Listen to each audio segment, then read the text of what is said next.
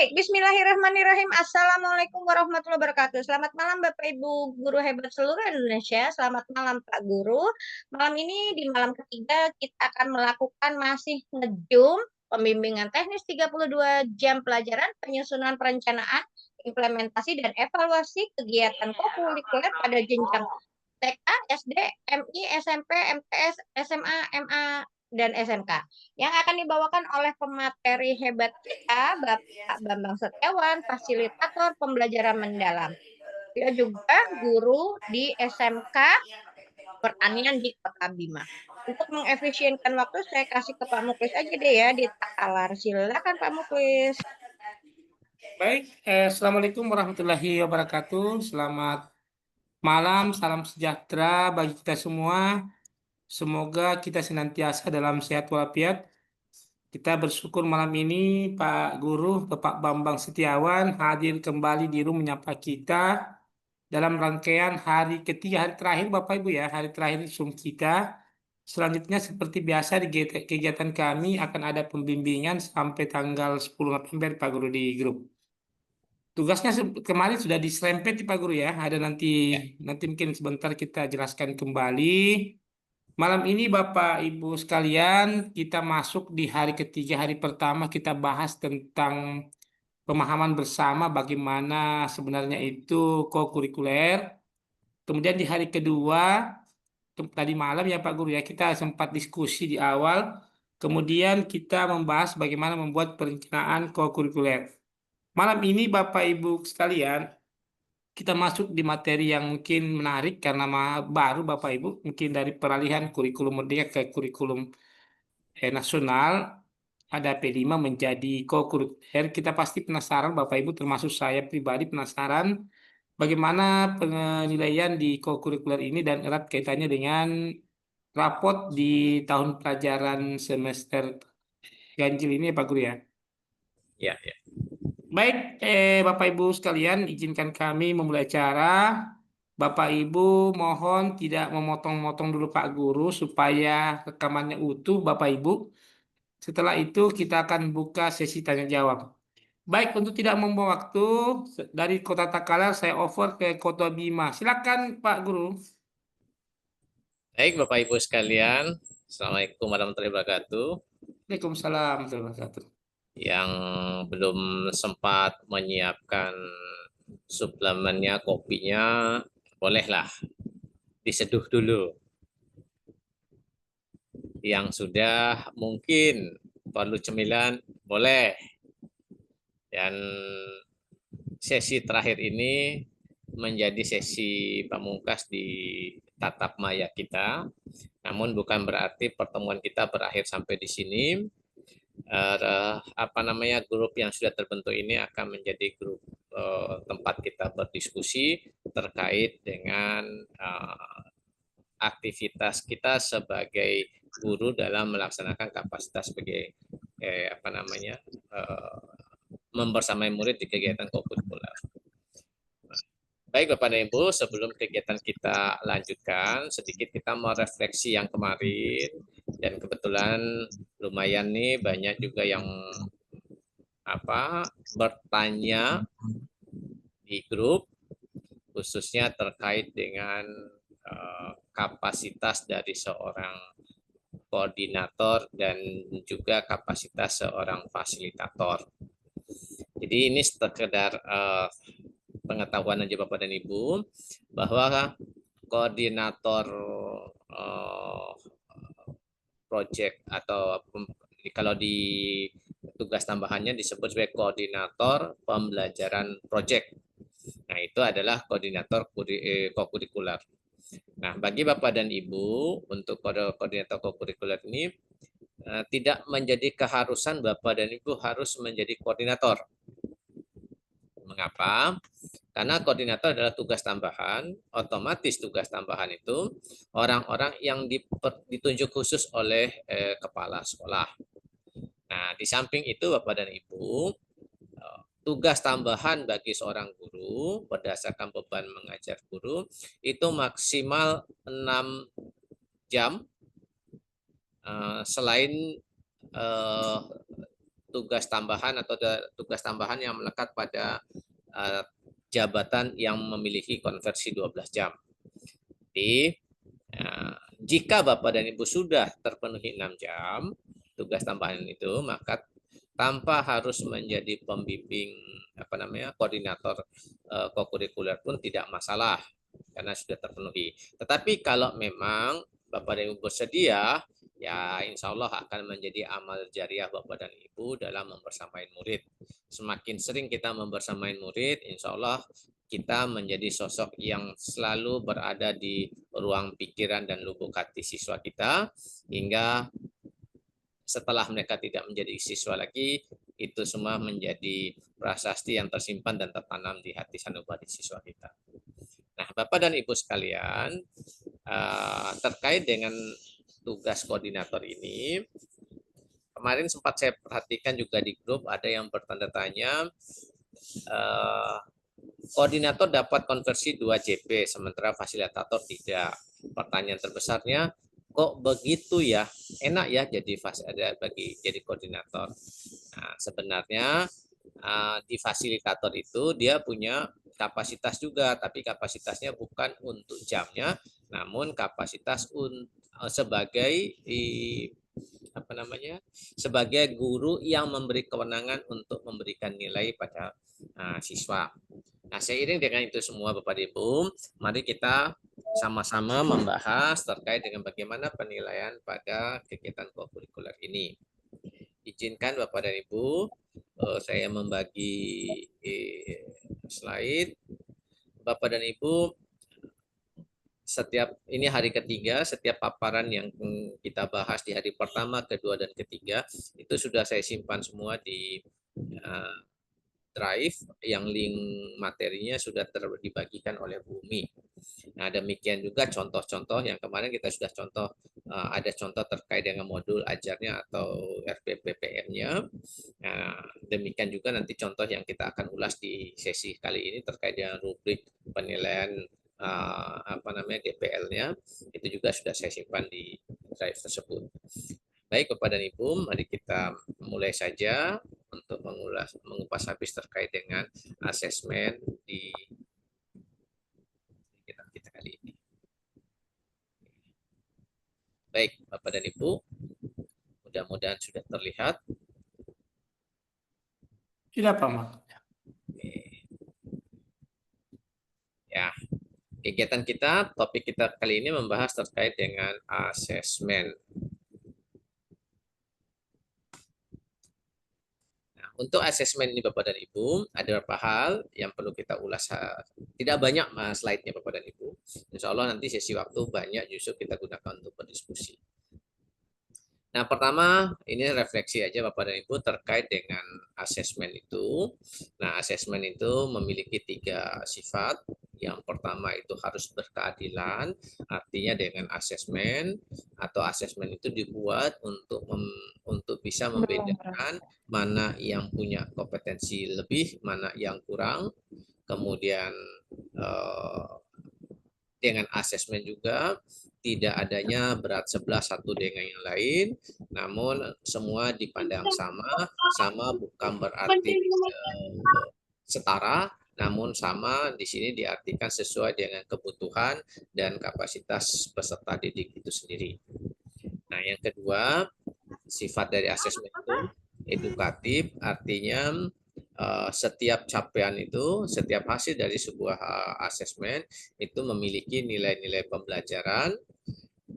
Tidak ada istilah gagal, tapi justru gagal dipandang menjadi sebuah jalan untuk mencapai keberhasilan.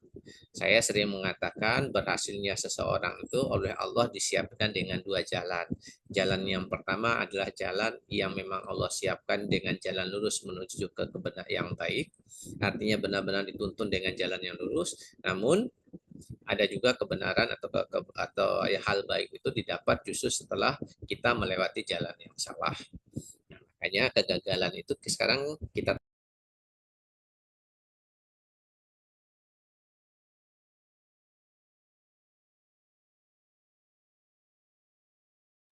Pak Guru, mic-nya termute, Pak Guru.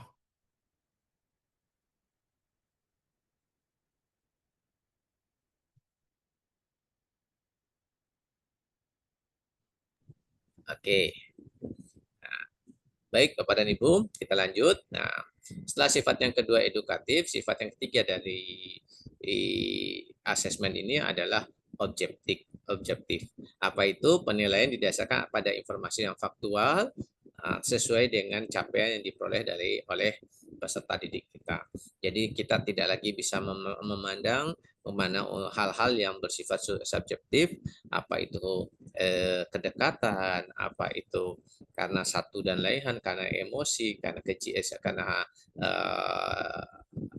apa namanya kedekatan, karena kejiwaan, karena emosi dan sebagainya, itu tidak lagi dipandang sebagai satu hal yang membedakan satu sama lainnya. Nah, ini sekedar refleksi aja Bapak dan Ibu. Yang selanjutnya, asesmen itu sendiri Bapak dan Ibu, kalau kemarin sempat nanya ada formatif dan sumatif, ya secara umum asesmen itu adalah penilaian yang bersifat formatif dan sumatif.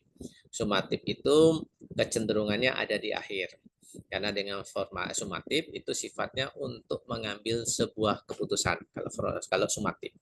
Kalau formatif itu ada dua, ada penilaian yang ditujukan untuk merefleksi dari proses pembelajaran baik diri siswa maupun gurunya. Nah, ada juga untuk perbaikan proses. Jadi kalau formatif itu yang berkaitan dengan penilaian diri siswa atau merefleksi baik siswa maupun gurunya untuk melihat di mana kesiapan murid, di mana kemampuan murid, begitu juga dengan gurunya. Sementara yang formatif yang digunakan untuk perbaikan ini biasanya hal-hal yang bersifat umpan balik dari kegiatan pembelajaran. Nah, itu Bapak dan Ibu ya. Jadi kalau sumatif ada di akhir, kalau formatif bisa di awal, bisa di dalam proses pembelajaran. Yang selanjutnya Bapak dan Ibu, nah ini yang kemarin yang sempat saya sampaikan bahwa di penilaian atau asesmen itu ada banyak tekniknya. Nah, di sini sudah disampaikan ada 9 teknik untuk melakukan asesmen. Yang pertama terkait dengan observasi. Izin sebentar Bapak dan Ibu ya. 1 menit.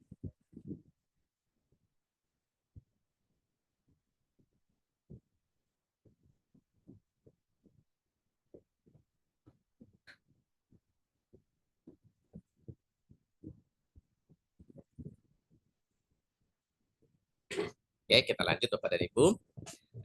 Teknik asesmen ini ada 9. Yang pertama observasi, ada asesmen yang dilakukan dengan cara mengamati langsung, baik itu perilaku atau aktivitas murid dalam proses pembelajaran. Nah, dalam kaitannya dengan kokurikuler, observasi ini sangat familiar sekali untuk diterapkan karena memang kecenderungan kegiatan di kokurikuler ini bukan suatu kegiatan yang sifatnya penyampaian materi, tapi justru lebih mengarah pada pendalaman materi, baik bersifat penerapannya maupun yang bersifat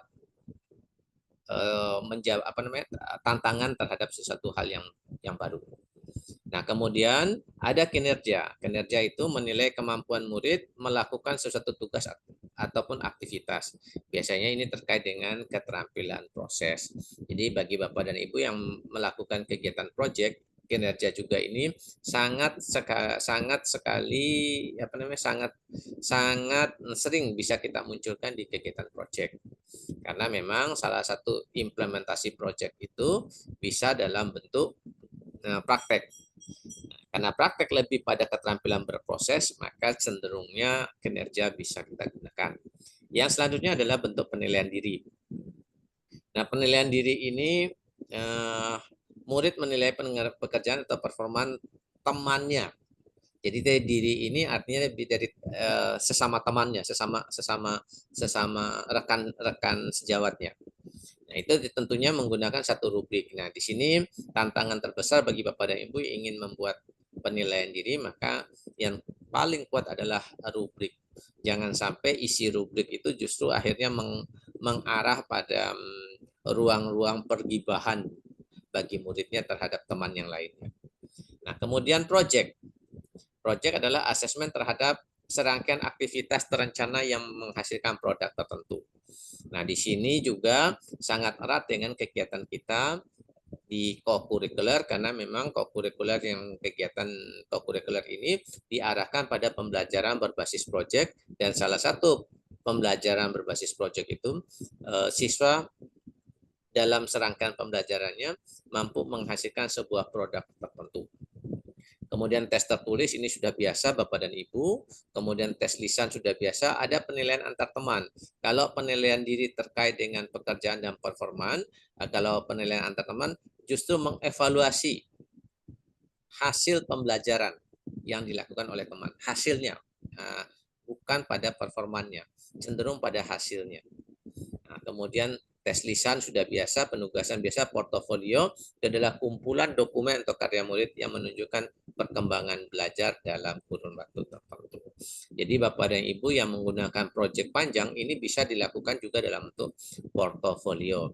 Nah, portofolio ini kumpulan dokumen. Jadi Bapak dan Ibu bisa menggunakan portofolio sebagai dokumentasi akhir dari kegiatan proyek, karena di kegiatan co-curricular pelibatan pelibatan mata pelajaran itu tidak bersifat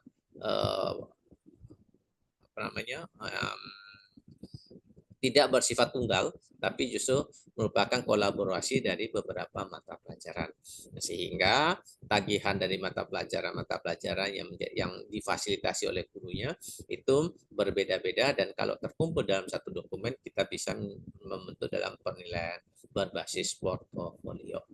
Nah, ini untuk teknik asesmennya. Kemudian yang selanjutnya Bapak dan Ibu, nah, bagaimana melaksanakan asesmen? Ini ada 4 poin penting Bapak dan Ibu. Salah satu di poin pelaksanaan kegiatan co-curricular ini, kita mengenal adanya fasilitator dan koordinator. Nah, dalam melaksanakan asesmen, fasilitator itu berhak untuk menilai terkait dengan tagihan mapel. Sekali lagi, fasilitator berhak untuk menilai terkait dengan tagihan mapel. Artinya, fasilitator adalah guru mata pelajaran yang secara regulasi diberi kewenangan untuk melaksanakan co-curricular. Karena ada mapel-mapel yang co-curricularnya 0 JP. Jadi yang seperti itu tidak memiliki kewajiban untuk menjadi fasilitator. Nah, yang kedua, koordinator mendeskripsikan capaian DPL. Nah, capaian DPL itu dideskripsikan oleh koordinator. Kalau tadi fasilitator memberi nilai, kalau koordinator memberi deskripsi terhadap DPL. Jadi terkait dengan DPL, Bapak dan Ibu, 8 DPL itu jangan terlalu ambisi kita untuk menyajikan ke 8-8-nya. Nanti dikhawatirnya kurang fokus dalam melakukan observasi terhadap siswa kita, apalagi kalau siswa di kelas itu adalah siswa dengan jumlah siswa yang kelas gemuk yang mencapai kondisi di atas 30. Nah, ini akan sedikit menimbulkan kesulitan. Kemudian yang selanjutnya, nilai yang diperoleh oleh fasilitator dalam bentuk angka ini digunakan sebagai nilai formatif sesuai CP. Jadi nilainya menjadi nilai formatif sesuai CP di mapel tersebut. Nah, karena dia menjadi nilai formatif di CP, maka proses penilaiannya dilakukan pada saat kegiatan proyek tersebut. Formatif kan? Formatif itu di awal ataupun di proses, bukan di akhir. Nah, sementara nilai yang diperoleh oleh koordinator merupakan deskripsi capaian DPL dengan alur kompetensi sangat baik, baik, cukup, dan kurang. Nah, ini gambaran terkait dengan pelaksanaannya. Nanti kita diskusikan di ruang diskusi, nanti biasanya akan semakin berkembang, dan mudah-mudahan yang berkembangnya itu justru menambah pemahaman kita. Nah, yang selanjutnya, hal yang lain Bapak dan Ibu, kalau kita ingat kemarin pada saat kita menyusun RPPPM itu, Bapak dan Ibu kan membuat di kamar yang keempat itu ada asesmen. Nah, di asesmen itu kita menentukan. Nah, asesmen yang ada di situ adalah asesmen khusus untuk capaian nilai yang menjadi tagihan mafal. Nah, untuk DPL-nya itu sudah pasti akan dilakukan melalui suatu kegiatan observasi. Nah, dalam membuat rubrik observasi DPL itu ada 5 hal yang perlu Bapak Ibu ingat. Yang pertama, sebelum melakukan observasi DPL, Bapak Ibu harus membuat rubrik dengan menentukan jumlah karakter DPL yang akan diambil. 8 karakter DPL itu Bapak Ibu menentukan mau berapa nih di proyek yang sekarang. Pilih pada jumlah-jumlah tertentu. Kemudian memilih aspek yang dinilai dari setiap karakter DPL-nya. Aspek yang dinilai. Nanti kita akan coba seperti apa aspek yang dinilai, apa maksudnya. Kemudian tentukan indikator perilaku dari setiap aspek yang dinilai. Kemudian menentukan kriteria sangat baik, baik, cukup, dan cukup dari setiap perilaku. Dan membuat pedoman penskoran. Nah, membuat pedoman penskoran ini ada hal khusus. Jika aspek yang dinilai Bapak dan Ibu hanya mengamati satu aspek yang dinilai, maka tidak perlu membuat pedoman penskoran. Karena di situ Bapak Ibu langsung akan mengamati sangat baik, baik dan cukupnya. Sementara kalau lebih dari satu aspek yang dinilai, maka perlu dibuat pedoman penskorannya. Ya. Foto yang difoto, banyaknya hari. Lebih lanjut, bagaimana dengan raport kokurikuler? Ini jadi pertanyaan. Yang pertama, raport kokurikuler ini include dengan raport capaian semester. Berarti pada saat kita menerima raport semester, di situ sudah include dengan raport kokurikulernya. Beda pada saat kita masih mengenal P5.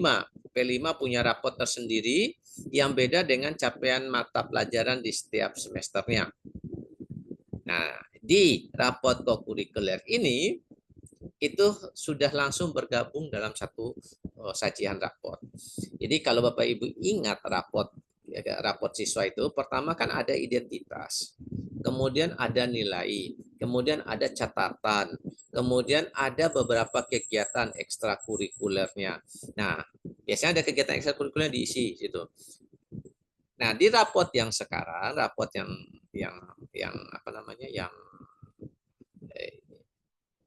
sekarang sudah ada PM-nya. Setelah ekstrakurikuler ada satu space khusus terkait dengan kokurikuler. Jadi kalau kita ingat mulai dari identitas, kemudian capaian nilai permapalnya, kemudian setelah itu ada catatan balik kelasnya, catatan kehadiran, catatan dan sebagainya. Untuk untuk SMK ada tambahan dengan PKL-nya dan sebagainya. Nah, setelah itu ada kegiatan ekstrakurikuler. Maka nanti di raport yang terbaru akan nambah dengan kegiatan kokurikuler. Sifatnya deskripsi. Tadi sudah disampaikan sebelumnya, ada yang nilai, ada yang deskripsi, nilai masuk ke nilai mata pelajaran.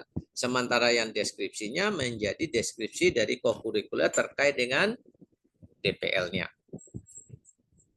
Kemudian bentuk deskripsi untuk setiap DPL yang ditargetkan dengan menggunakan kalimat inspiratif.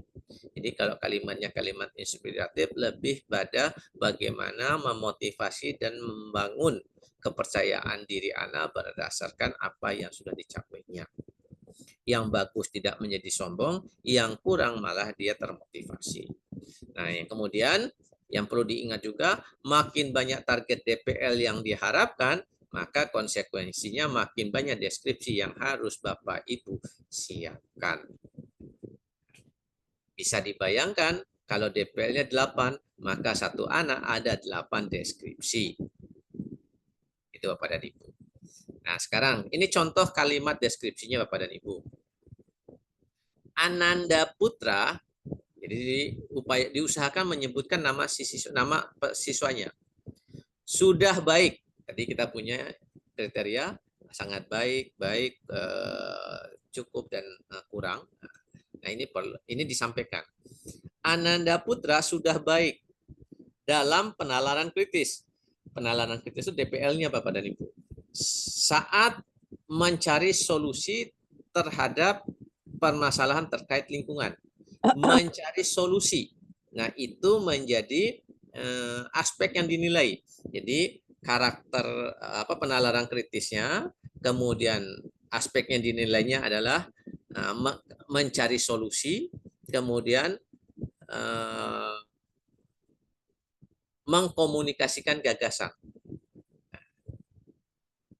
Pelatih Nah, ini dideskripsikan. Ini contoh kalimatnya Bapak dan Ibu. Nah, itu sedikit gambaran Bapak dan Ibu. Nah, kalau ditanyakan ada nggak contoh rapotnya, untuk saat ini rapot belum ada yang dirilis. Biasanya rapot itu menjelang pengisian rapot baru akan dirilis di Dapodik melalui e-rapotnya. Yang jelas perbedaannya ada nambah satu poin di situ, ada poin terkait dengan poin kokurikulernya. Itu Bapak dan Ibu yang bisa kita ulas sekilas. Nah, sebelum kita masuk ke ruang diskusi, izinkan saya memperlihatkan contoh rubrik observasi DPL. Nah, ini Bapak dan Ibu, ini contoh rubrik observasi DPL-nya, di mana karakter yang di DPL yang diambil adalah keimanan dan ketakwaan pada Tuhan Yang Maha Esa. Ini saya lanjut yang kemarin ya, kegiatan yang kemarin di RPPPM kemarin yang sudah dicontohkan itu terkait dengan produksi bibit tanaman untuk penghijauan kegiatannya. Nah, sekarang misal di situ diambilnya karakternya adalah karakter DPL-nya adalah keimanan dan ketakwaan pada Tuhan Yang Maha Esa. Itu karakternya. Aspek yang dinilainya, ini contoh aja Bapak dan Ibu. Bapak dan Ibu bisa cukup mengambil satu, kalau mau ngambil 2, 3 silahkan Bapak dan Ibu kembangkan. Nah, sekarang seandainya kita nggak mau repot terkait memikirkan aspeknya apa ya, aspek penilainya, Bapak dan Ibu bisa merujuk kembali di regulasi yang tahun lalu terkait dengan P5. Di situ ada contoh-contoh aspeknya Bapak dan Ibu. Nah, ini contoh aspeknya, aspek kesadaran menjaga ciptaan Tuhan, kemudian tanggung jawab terhadap tanaman dan lingkungan, peduli terhadap kelestarian alam, berperilaku bersih dan tidak merusak alam. Jadi biasanya Bapak dan Ibu kalau sudah berbicara keimanan dan ketakwaan, yang selalu muncul dalam diri kita itu berdoa, memberi salam. Nah, sebenarnya itu di aspek penilaian ini saya memberikan contoh dari sisi yang lain terkait dengan keimanan dan ketakwaan pada Tuhan Yang Maha Esa. Nah, ini contohnya. Kemudian setelah menentukan aspek, Bapak dan Ibu harus menentukan indikator perilakunya. Misal kesadaran menjaga ciptaan Tuhan. Indikator perilakunya apa? Menunjukkan rasa syukur pada Tuhan dengan menjaga lingkungan. Jadi syukurnya bukan syukur di lidah, bukan syukur yang terucap, tapi langsung pada bagaimana ia menerapkan untuk menjaga lingkungannya. Jadi mulai mereka kegiatan prakteknya itu bisa diamati, gimana. Nah, kemudian Bapak dan Ibu harus bisa menentukan skornya. Sangat baik, baik, cukup, dan kurang itu seperti apa. Nah, mungkin kurang yang kita ubah dengan kata perlu bimbingan supaya konotasinya lebih halus. Nah, ini Bapak dan Ibu perlu membuatkan deskripsi dari skor-skor tersebut. Nah, jika Bapak Ibu mengambil satu, maka ini sudah secara otomatis menjadi deskripsinya. Tetapi jika Bapak dan Ibu mengambil lebih dari satu, nah pandai-pandailah bagaimana meramu deskripsinya itu menjadi menggabungkan beberapa aspek. Nah, terakhir Bapak dan Ibu, kalau ini saya ambil contoh, Bapak dan Ibu boleh nggak ambil satu? Boleh. Tapi kalau lebih dari satu bagaimana? Nggak masalah. Namun jika mengambil lebih dari satu aspek penilaian, maka di akhirnya nanti Bapak Ibu harus tambahkan dengan pedoman penskorannya. Nah, kapan dia dikategorikan sangat baik, kapan dia baik dan sebagainya. Bapak dan Ibu harus bisa membuat ringnya dari skor berapa sampai skor berapa untuk amat baik atau sangat baik, untuk cukup dan perlu bimbing. Nah, itu yang bisa kita bahas di sesi pertemuan kali ini 35 menit, cukup mungkin untuk paparan awal. Saya kembalikan Pak Mulis. Baik, baik Pak Guru. Baik, kita ke yang resen dulu. Ke Bunda Tuturi Handayani, silakan Bunda.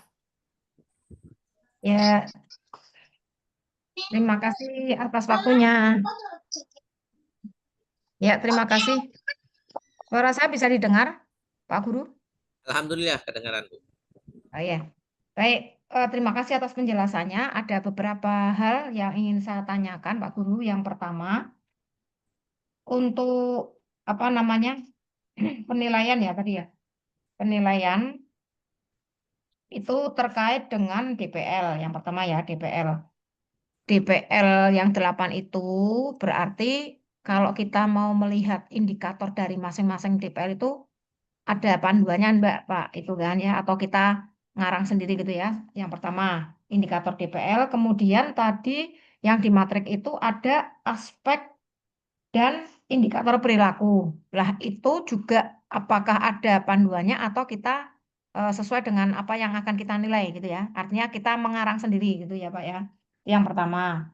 Kemudian penilaian tadi dijelaskan yang penilaian diri atau penilaian antar teman tuh ya saya kurang kurang fokus Ya, itu ya, tadi mau ya. nanti dijelaskan lagi yang dinilai itu tadi apakah hanya sikap ya atau ke ke apa ya ketercapaian atau pemahaman materi itu yang pertanyaan kedua.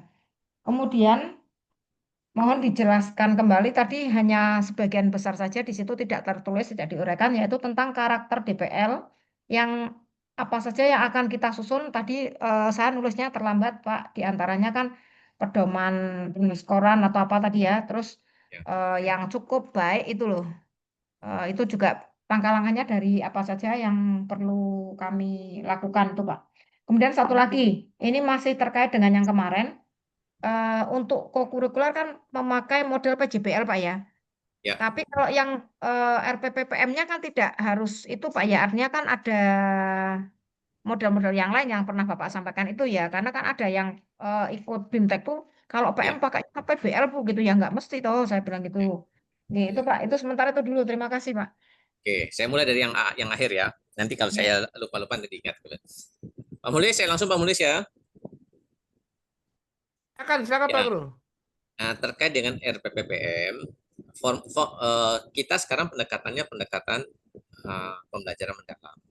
Nah, di kegiatan kokurikuler, RPPPM-nya itu kita wajib mengarah pada berbasis project. Berbasisnya project. Nah, kalau yang di kegiatan pembelajaran sehari-hari, Bapak dan Ibu boleh menggunakan pendekatan yang lain. Bisa contextual learning, bisa PBL dan sebagainya.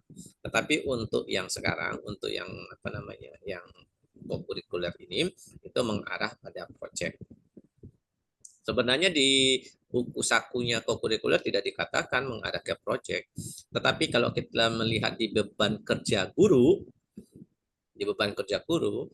nah, tugas tambahan sebagai koordinator kokurikuler itu disebutnya menjadi koordinator pembelajaran project. Nah itu, saya lebih mengarahkan, oh ini bedanya kokurikuler adalah project. Karena memang tugas tugas yang diemban sebagai tugas tambahan itu koordinator pembelajaran project. Tertuangnya di situ. Nah, itu untuk yang terakhir tadi Bu ya. Kemudian terkait dengan penilaian diri dan penilaian antar teman. Yang dinilai, kalau penilaian diri itu terkait dengan menilai pekerjaan dan performnya, kerja sikap. Tapi kalau penilaian antar teman, itu yang dinilai adalah hasil dari proses belajarnya. Hasil dari proses belajarnya. Nah, hasil dari proses itu lebih luas, tidak hanya terkait dengan sikap, tapi juga termasuk terkait dengan capaian yang didapat dari kegiatan belajarnya. Misal, kalau di PJBL menghasilkan sebuah proyek, nah proyek itu baik tidaknya itu dinilai dari hasilnya melalui penilaian antar teman. Tapi kalau menggunakan penilaian diri, maka kecenderungannya sikap. Itu bedanya antara penilaian diri dan penilaian antar teman. Kemudian yang selanjutnya lagi tadi terkait dengan apa ya Bu ya? Indikator DPL, terus aspek indikator perilaku. Aspek, indikator, dan sebagainya.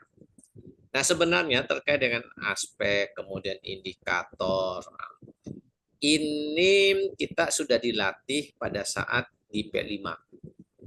Di P5 itu sudah tertuntun, sudah ada apa?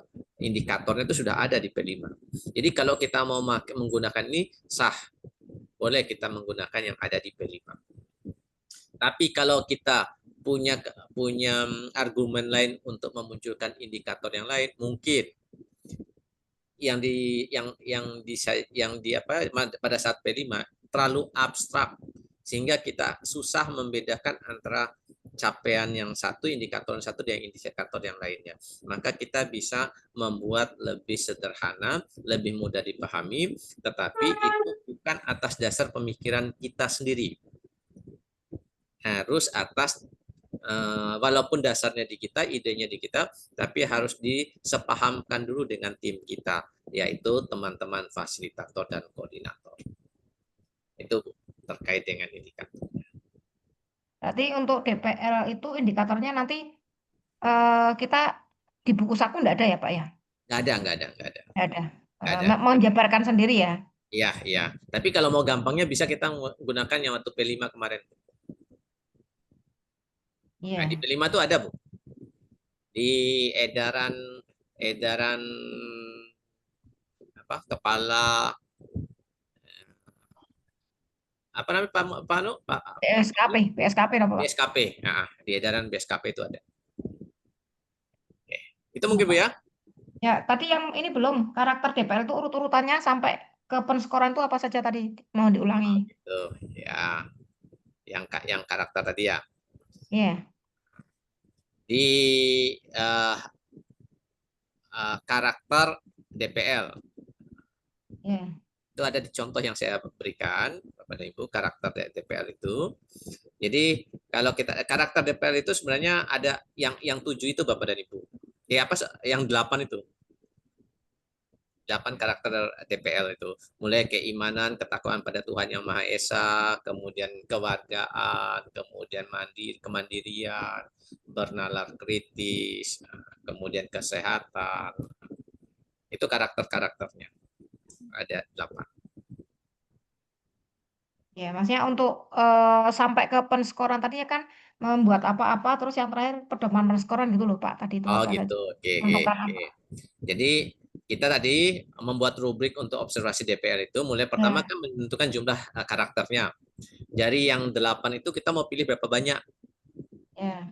Nah, misal saya pilih 2. Nah, setelah pilih 2, maka dari setiap karakter kita turun lagi. Pilih aspeknya. Aspek yang dinilai. Tadi saya mencontohkan, misal karakter keimanan dan ketakwaan pada Tuhan Maha Esa. Aspek yang saya mau nilai bisa berupa kesadaran menjaga ciptaan Tuhan. Nah, bisa aspeknya bertanggung jawab terhadap tanaman dan lingkungan. Bisa kepedulian terhadap kelestarian alam. Itu adalah aspek-aspek yang dinilai. Nah, pada saat kita menentukan aspek itu, aspeknya banyak nih. Bapak Demo pilih tentukan sendiri mau satu, mau tunggal, atau mau lebih dari satu, sah itu Bapak dan Ibu. Silahkan. Jika Bapak dan Ibu membuat cukup satu, maka nanti terkait dengan capaian skornya, ya itulah deskripsinya hanya satu itu, tidak harus mengcombine dengan aspek yang lainnya. Tapi kalau sudah lebih dari satu, maka Bapak Ibu mau nggak mau harus buat pedoman penskorannya. Misal nih, aspeknya ada 5. Kemudian skor tertinggi untuk yang sangat baik itu 4. Kalau semuanya skornya 4 dengan aspeknya 5, maka kan skornya tertingginya 20. Nah, 20 itu Bapak dan Ibu harus pandai untuk memilah di skor berapa dia sangat baik, di skor berapa dia skornya baik, cukup, dan kurang. Nah, kalau kita buat jadi 4 ring, 4 kriteria, maka skor 20 itu Bapak Ibu bisa dibagi menjadi 4 kolom. Misal 0 sampai 5, kemudian 5 sampai 6 sampai 10, kemudian 11 sampai dan seterusnya. Nah, itu menjadi pedoman penskorannya. Nah, pedoman penskoran ini hanya ada jika aspek penilaiannya lebih dari 1. Dari 1. Oke. Berarti tetap bermain dengan angka tadi ya, interval itu ya untuk menentukan Ya, baik dan ya, tidaknya ya, ya. ya. Berarti tidak ada batasan untuk ini Pak Guru, untuk dalam proyek itu berapa kali dia menilai formatifnya, terus sumatif kan akhir. Ya, ya. Nah, pertemuan keberapa harus ada formatif gitu, ada gitu enggak Nah, batasan? karena sifatnya formatif ini kan dalam proses, dan dalam proses ini eh, sifatnya bisa sekali jadi, bisa sekali kalau kita menggunakan observasi, berarti di formatifnya, maka sepanjang proses itu jalan terus proses penilaiannya karena sifatnya observasi. Tapi kalau kita menggunakan instrumen yang lain, ya tentunya pada saat sesi itu aja gitu. Nah, sisi lain kemarin sudah kita bahas pada saat kegiatan proses itu, kan fasilnya banyak, fasil kan nggak tunggal. Nah, setiap hasil kan juga menghasilkan penilaian sendiri nanti Ya. untuk formatifnya. Tetapi kalau untuk DPL-nya, saya sarankan DPL-nya di bawah kendali koordinator, bukan fasilitator. Kenapa? Kalau yang menilai satu, tentu sudut pandang penilaiannya antara satu siswa dengan siswa lain sama. Tapi kalau yang menilai lebih dari satu, kadang-kadang nanti berbeda indikator penilaian. Berarti kalau misalkan proyek akhir, membuat proyek misalkan poster terakhir tuh ya, itu masuknya di sumatifnya ya, Itu sumatifnya. sumatifnya, Oke. Oke, terima kasih Pak. Oke. Masih gampang sama ini. Baik, selanjutnya tadi Bunda Tuturi sudah ya, tangannya diturunin dulu. Bunda Ratna sekarang. Baik, terima kasih Teh Umi. Sama-sama. Assalamualaikum.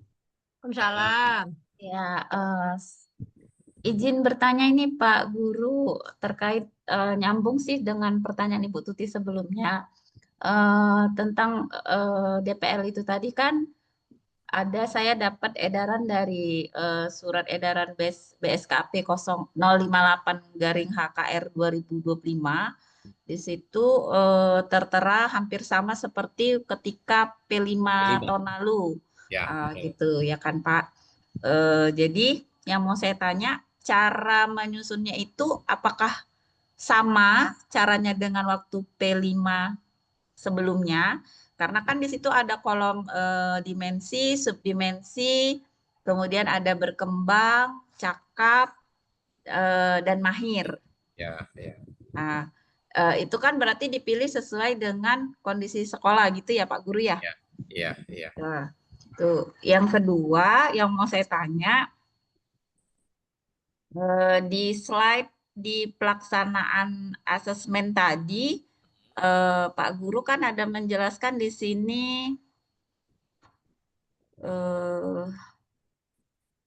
yang nomor 1 tuh, fasilitator berhak untuk menilai terkait dengan tagihan mapel. mapelnya, Ya. kan gitu.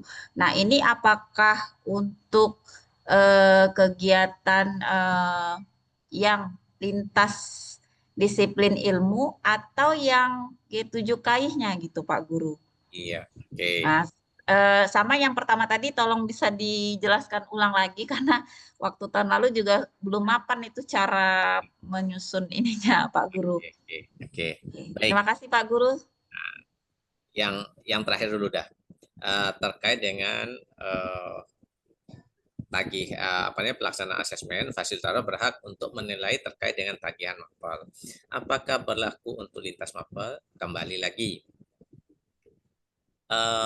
Pelaksanaan kokurikuler itu ada 3 cara, dan ketiga cara itu semuanya harus berkolaborasi dengan fasilitator. Artinya tidak mengenal lintas ilmu, disiplin ilmu, kemudian kebiasaan anak Indonesia hebat ataupun cara lainnya, semua menggunakan fasilitator. Nah, siapa fasilitatornya? Fasilitator adalah guru mapel. Artinya tagihan ini berlaku untuk semuanya. Pertanyaan selanjutnya, mengapa menggunakan fasilitator padahal saya tidak menggunakan lintas disiplin ilmu?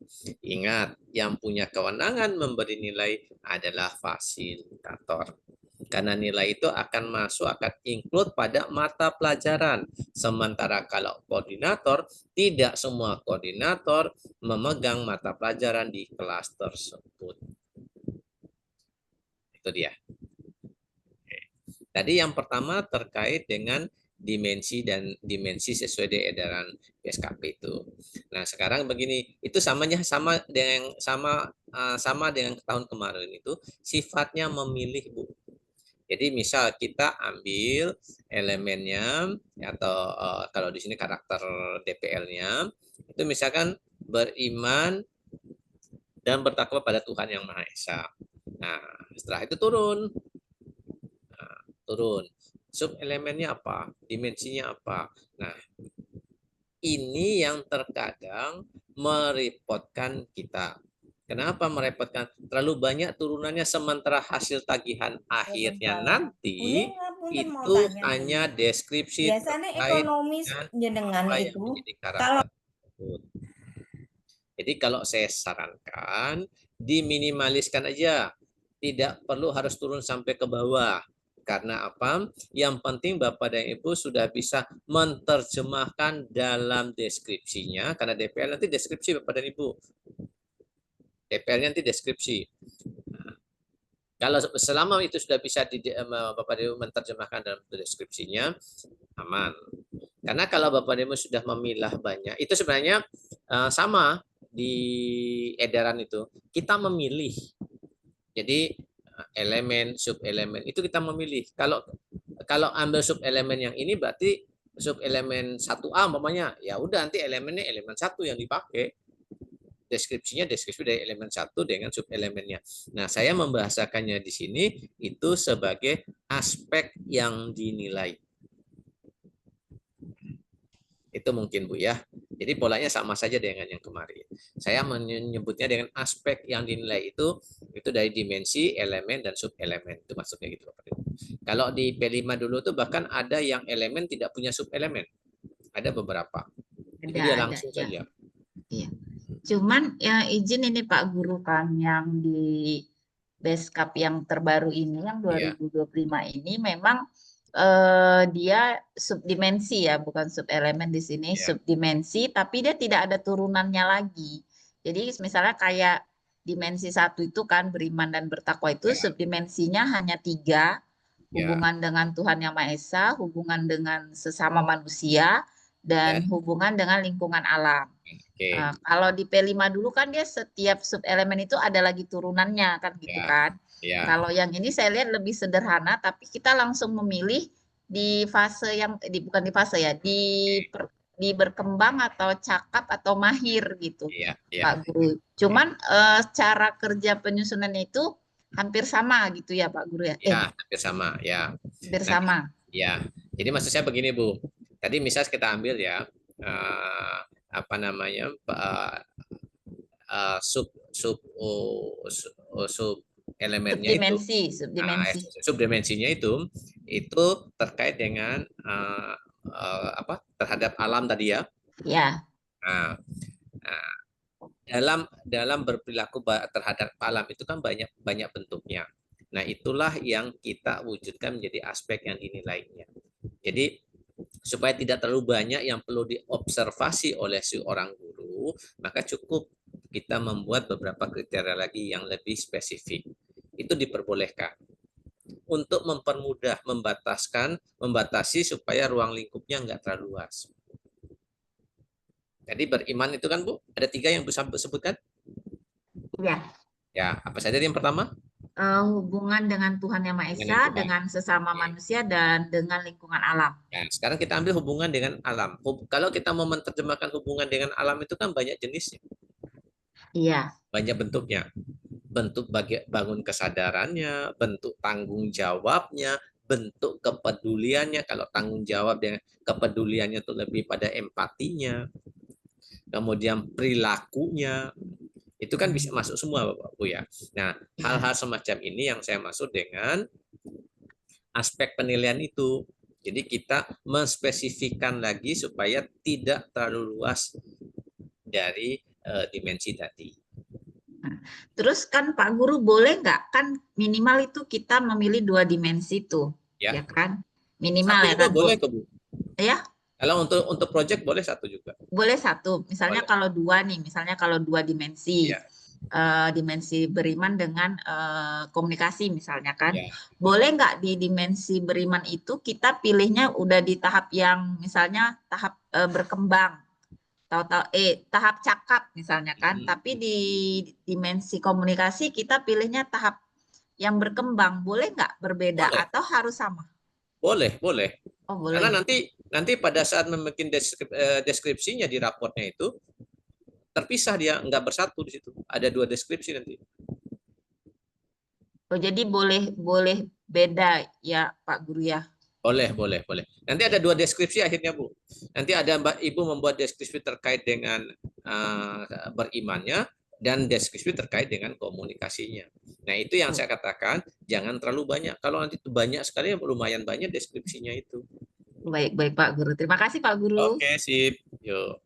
Baik, selanjutnya adalah Pak Harno.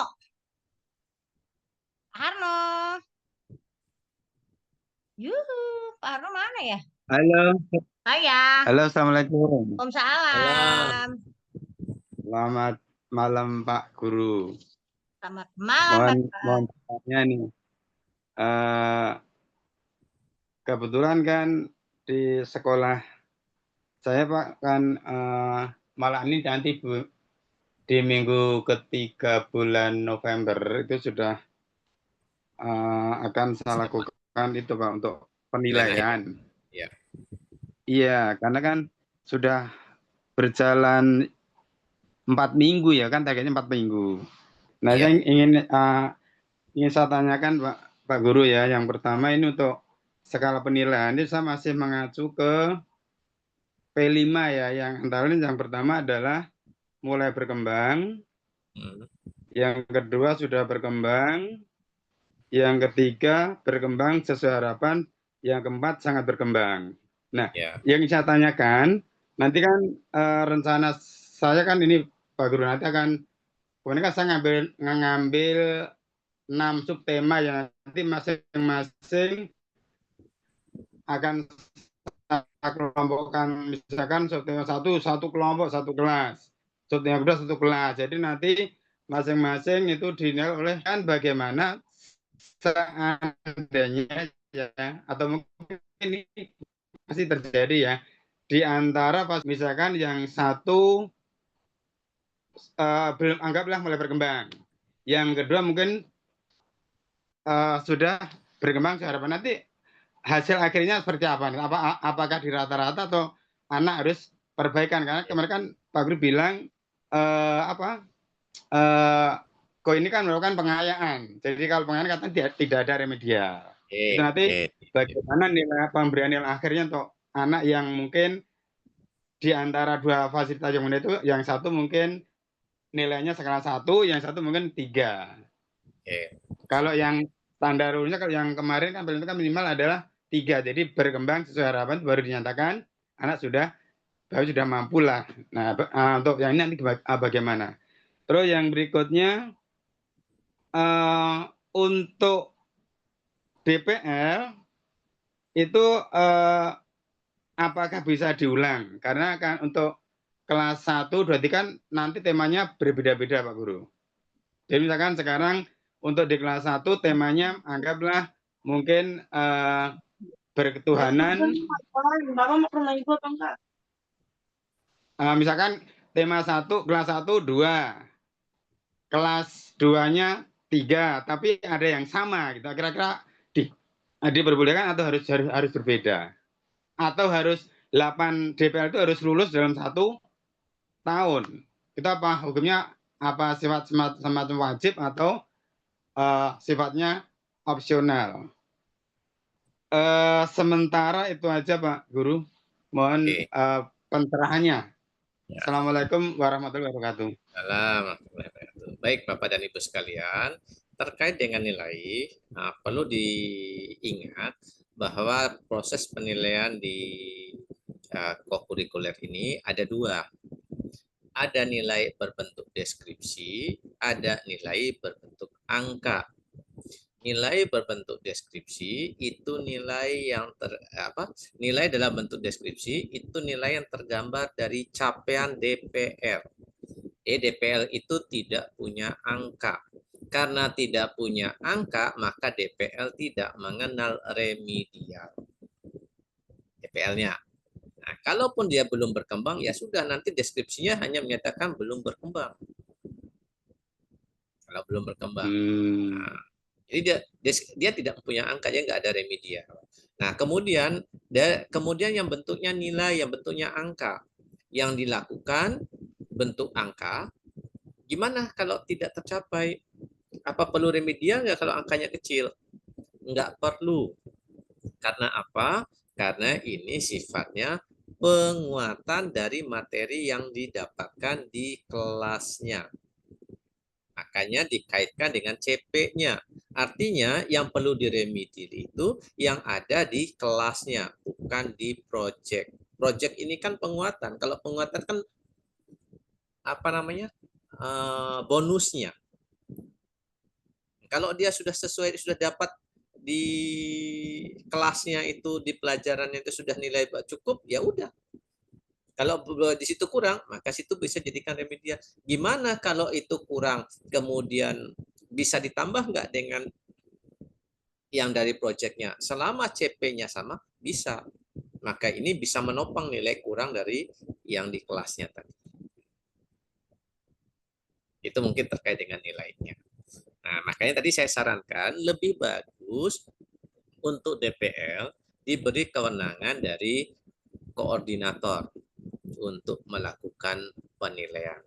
Sehingga tidak ada rata-rata dari fasil 1, fasil 2, fasil 3 terkait dengan DPL-nya. Deskripsinya akan muncul deskripsi yang tunggal dari seorang koordinator.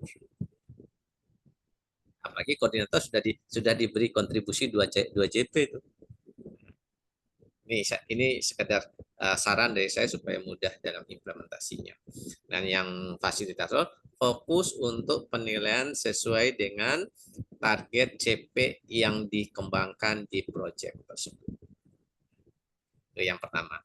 Nah, yang kedua, tadi terkait dengan apa tadi Pak?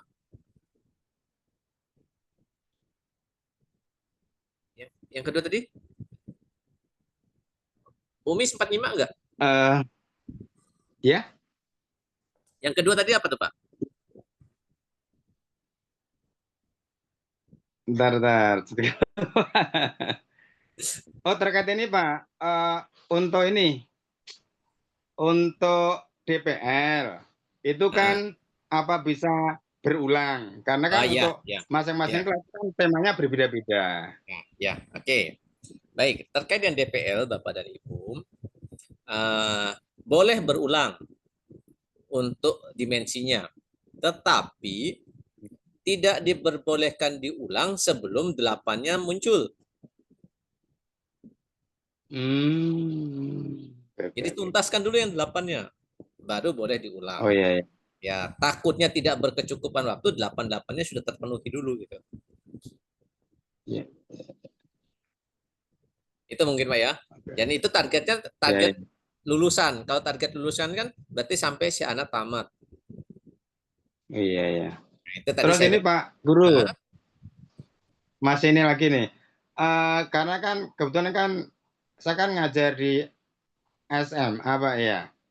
Nah, terkaitnya kan nanti kan kalau tadi misalkan ada anak yang nilainya mungkin anggaplah mulai berkembang. Kalau misalkan nanti ditulis di rapot, itu kita khawatir apa nanti berpengaruh terhadap anak ketika nanti mungkin mau ke jenjang yang berikutnya gitu loh Pak. Oke. Baik. Nah, kalau yang itu Pak nggak usah terlalu khawatir Pak. Karena ke jenjang berikutnya itu yang dilihat adalah nilai dalam bentuk angka, bukan dalam bentuk deskripsinya. Sama dengan begini Pak, waktu zaman kita K13. Itu kan ada KKM. Anak yang 80 di sekolah A, ada yang 80 sekolah B, orang hanya melihatnya 80. Tapi ada yang 80 itu sudah lebih dari KKM, ada yang 80 mungkin belum nyampe KKM. Karena itu ke otoritasnya sekolah menentukan KKM-nya kalau zaman K13 dulu. Nah, sekarang nilai itu akan dimasukkan dalam nilai, deskripsi itu menjadi tagihan DPL-nya.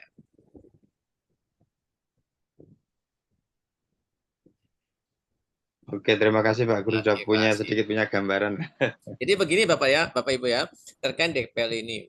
Misalkan setelah 8 DPL ini dilaksanakan semua, ada yang belum berkembang, ada yang sudah berkembang sesuai harapan dan sebagainya. Itu sebenarnya menjadi gambaran bagi si anak pada saat dia melanjutkan nanti potensi mana yang dia sudah punya kelebihan yang tergambar dari hasil DPL itu. Nah, sehingga dia bisa mengasah lebih kuat lagi di situ. Oh iya maaf Pak, ada satu lagi Pak. Maaf Pak ya. Boleh. Jadi gini, kebetulan kan untuk yang kau itu kan baru Pak ya. Ya. Kan baru lah, baru setelah pengganti P5 ya.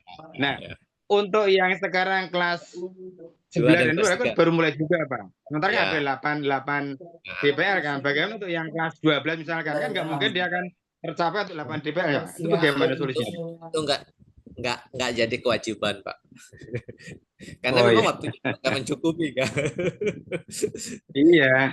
Ya, itu nggak jadi kewajiban, Pak. Nah, di sisi lain, misal yang kelas 3.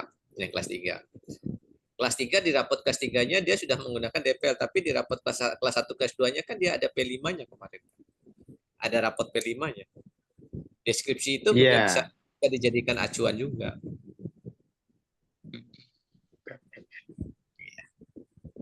Bingung Pak Harno? Oke, terima kasih Bu. Bingung nggak? Terima kasih. Sudah jelas ya. Baik. Sekarang Bunda Ana. Nanti habis Bunda Ana kita ke chat ya. Oke, terima kasih. Lupa Bunda Ana teh Bapak ya. Pak. Izin bertanya. Kaitannya dengan rapot Pak, tadi dijelaskan untuk rapot kan bentuknya deskripsi. Nah, kalau di tingkat SMP, SMA, SMK itu kan guru mapelnya banyak. Sedangkan untuk yang memberikan nilai kan fasilitator. Nah, nanti deskripsinya itu di tiap mapel apa dalam satu rapot hanya satu. Oke. Kemudian ini yang kedua, kaitannya dengan fasilitator tadi. Fasilitatornya kan dalam satu kelas, kalau kita lihat kan mungkin lebih dari satu untuk yang tingkat SMP, SMA, SMK. Nah, kalau hanya satu nilai di dalam rapot itu, satu nilai dalam bentuk deskripsi, itu ketika dalam proses pembuatan proyeknya ada terjadi perbedaan sudut pandang, sehingga dengan anak yang sama, kemudian pemantaunya lebih dari satu fasilitatornya, nah itu solusinya bagaimana? Terima kasih Bapak. Baik, kembali ya Pak ya. Nilai itu nanti ada dua kan. Ada bentuk angka, ada bentuk deskripsi. Ada bentuk angka, ada bentuk deskripsi. Nah, yang terbentuk deskripsi itu terkait dengan DPR. Nah, sementara angka itu yang kewenangan guru mapel sebagai fasilitator sesuai dengan mapelnya. Artinya, tidak akan ada perbedaan sudut pandang, Pak. Karena guru mapel dia menilai tagihan mapelnya sebagai fasilitatornya. Sementara terkait dengan deskripsinya DPR-nya, saran saya untuk pertanyaan Bapak yang kedua, saran saya gunakan koordinator sebagai penilai DPL. Tunggal yang nilainya, yang ngamatin tunggal, nggak akan banyak. Sehingga sudut pandangnya tetap satu. Oke, terima kasih. Berarti untuk yang nilai rapotnya nanti untuk yang kokurikuler itu hanya satu nih Pak. Tidak per mapel ada nilai mapelnya dan belakangnya ada nilai kokurikulernya ya Ya. Pak. Nilainya yang bentuk angka itu dia tidak masuk di nilai kokurikuler, tapi masuknya ke mapel, ke nilai mapel. Mapel fasilitator. Nah, sementara kokurikulernya itu hanya bersifat deskripsi dari DPR, bukan dari capaian tagihan sesuai keinginan fasil. Oke, terima kasih Bapak. Baik, kita ke ruang chat ya. Oke, yang mic-nya masih nyala, mohon dimatikan dulu ya. Bentar. Kita cek dulu. Oke, sebentar. Dari Bunda Nur Hayati, adakah intervalnya atau panduannya Pak untuk angka pada nilai rapotnya? Kalau itu sederhana aja. Kita memberi nilai rapot hak otoritas penuh dari si gurunya.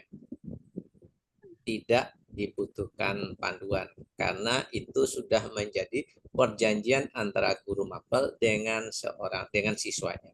Biasanya kan di awal kita ada kontrak sosial. Nah, itu yang menjadi acuan. Nah, kalaupun ada acuan nilainya biasanya tidak bersifat umum. Seumum-umumnya itu dikoordinir oleh sekolah melalui KSP-nya, kurikulum satuan pendidikan. Bagaimana format penilaiannya, bagaimana bentuk penilaiannya, bagaimana rujukan pedoman penilaiannya. Nah, itu oleh sekolah masing-masing punya kebijakan sendiri-sendiri. Suaraku hilang. Ini dari Bunda Resti. Selamat malam Pak Guru, izin bertanya.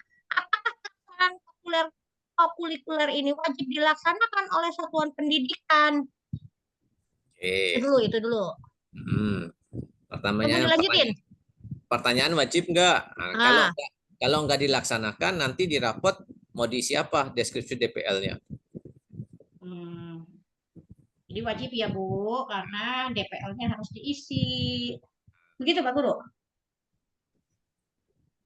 Ya, lanjut ya. Walaupun jelas adanya alokasi waktu kokurikuler di struktur kurikulum khususnya di SMK, Pak. Gimana ya ini? Tunggu.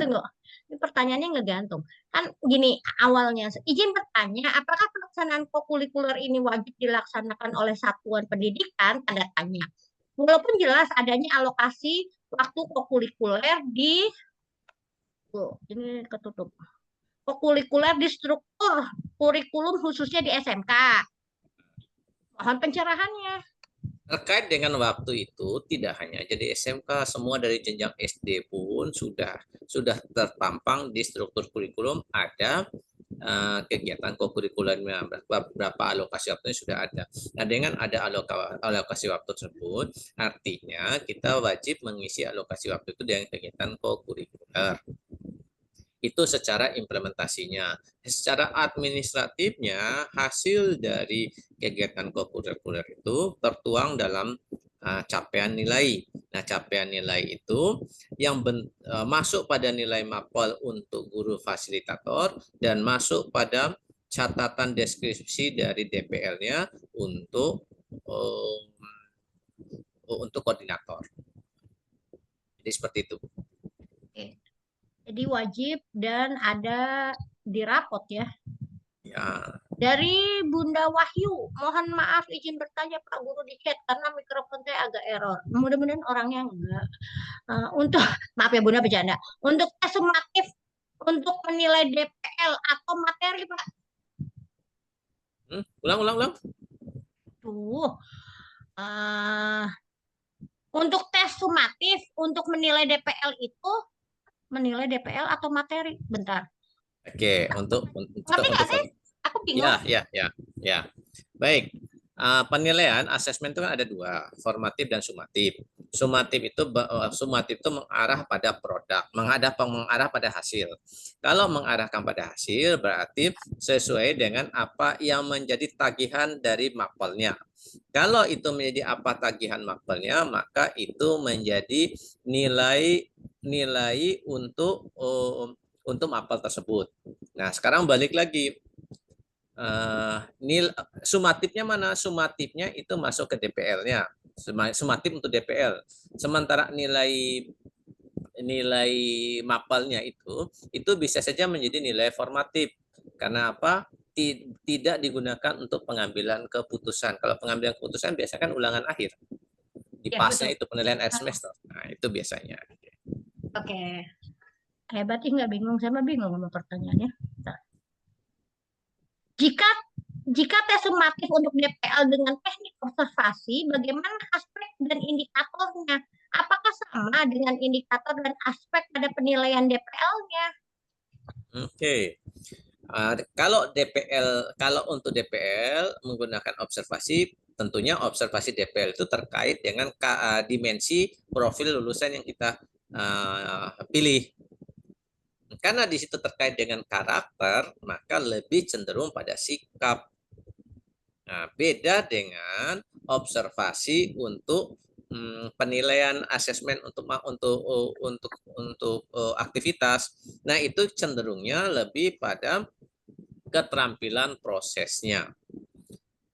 Jadi observasinya observasi terhadap keterampilan berproses si anak.